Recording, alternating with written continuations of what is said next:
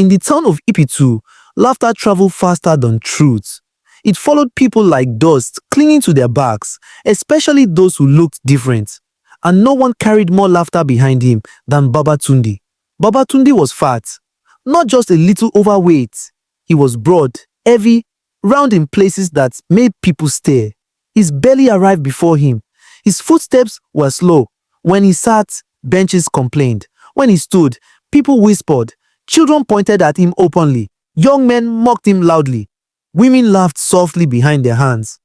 "Look at him," they said. "Too much food, too little sense. Big body, empty head." Nobody asked questions. Nobody waited for proof. His body answered for him, at least in their minds. Baba Tunde lived alone in a small compound at the edge of the town. He woke early, swept his yard, and walked slowly to the market. He greeted everyone. Some responded, most didn't. Those who laughed never expected a reply anyway. He sold palm oil, grains, and dried fish. Nothing flashy, nothing loud, just steady trade. When people bargained unfairly, he smiled. When they insulted him, he nodded. "Why do you take it?" an old woman once asked him.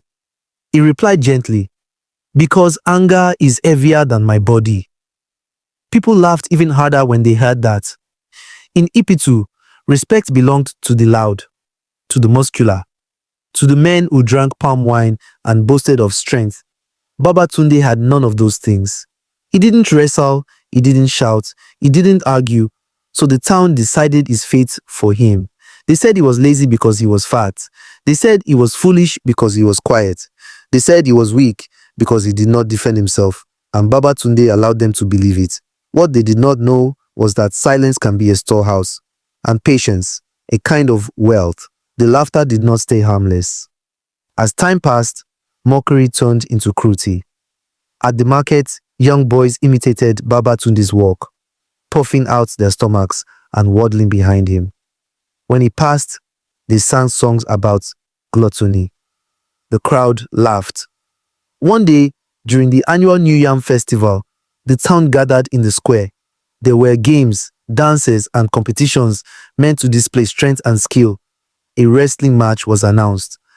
One of the young men shouted, "Let Baba Tunde wrestle! Let us see how fast he falls!"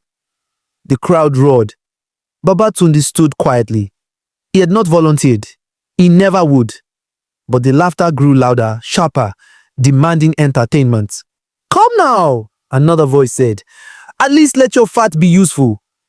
Someone pushed him forward. The drumbeat stopped. All eyes were on him. His chest rose and fell slowly. He looked around at faces twisted with amusement. "I do not wrestle," he said calmly. That made it worse. They laughed like hyenas.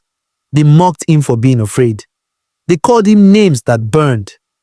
For the first time, Baba Tunde felt the weight of their voices press into his chest. Not anger, sadness. But still, he bowed his head and stepped back. Later that evening, someone overturned his stall at the market. Palm oil spilled into the dust, grain scattered. Nobody helped him gather it. "That's what happens when you're useless," someone said.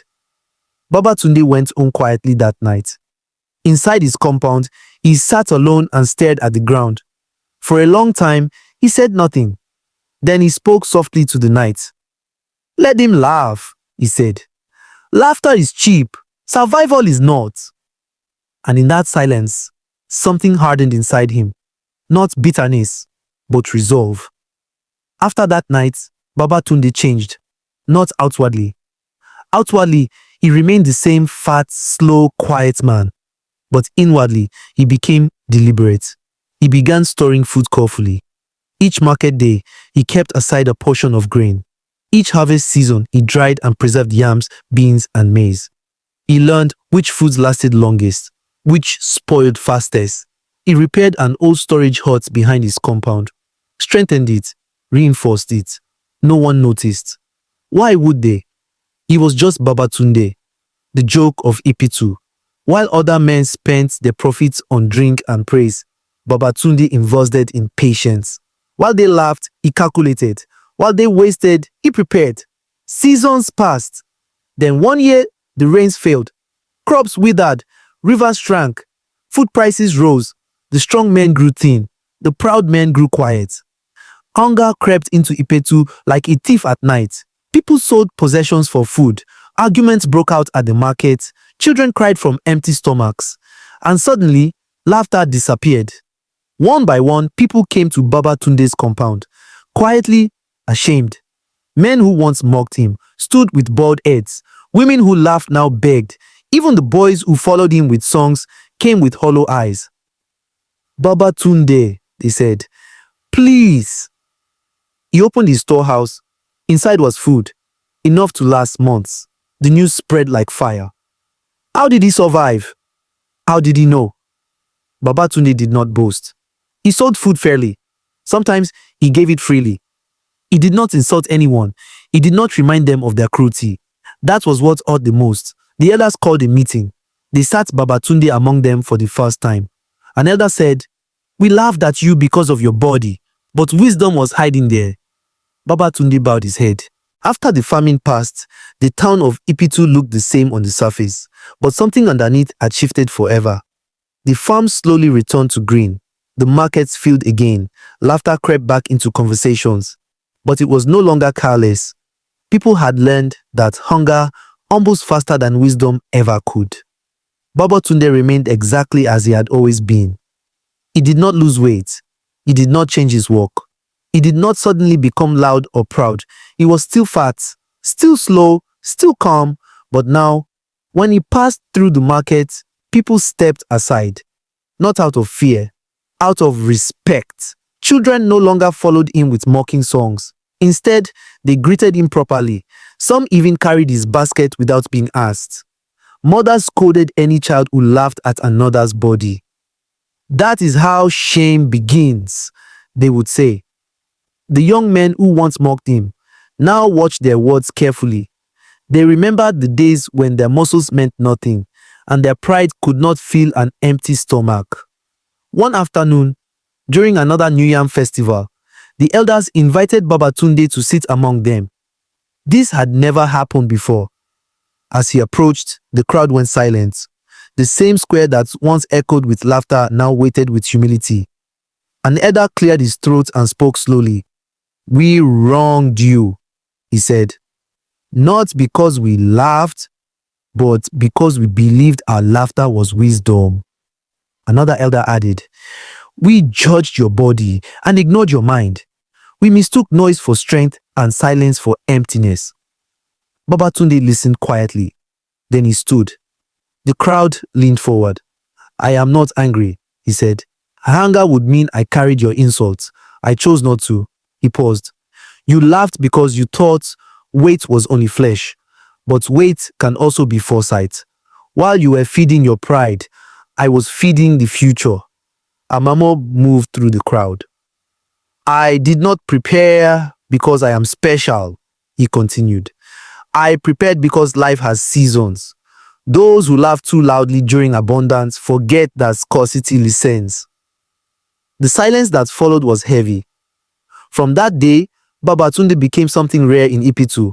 Not a ruler, not a chief, but a reference point. When disputes arose, people asked, what would Baba Tunde say? When someone mocked another's appearance, an elder would reply, "Remember Baba Tunde." And slowly, a new proverb entered the town. "Do not laugh at the man who carries weight. He may be carrying tomorrow." Years later, when Baba Tunde grew old, children gathered around him, not to laugh, but to listen. They asked him, "How did you endure when they mocked you?" He smiled and said, "Because I knew something they did not." "What?" they asked. "That people reveal themselves when they laugh at what they do not understand." When Baba Tunde finally passed, the town mourned him deeply. They buried him with honor. And long after his compound stood empty, the lesson remained full, because Ipitu learned too late, but not too late enough, that wisdom does not always come in the body we respect. Sometimes it comes in the body we ignore. And sometimes, the man everyone laughed at is the man who carries everyone through the storm. The end.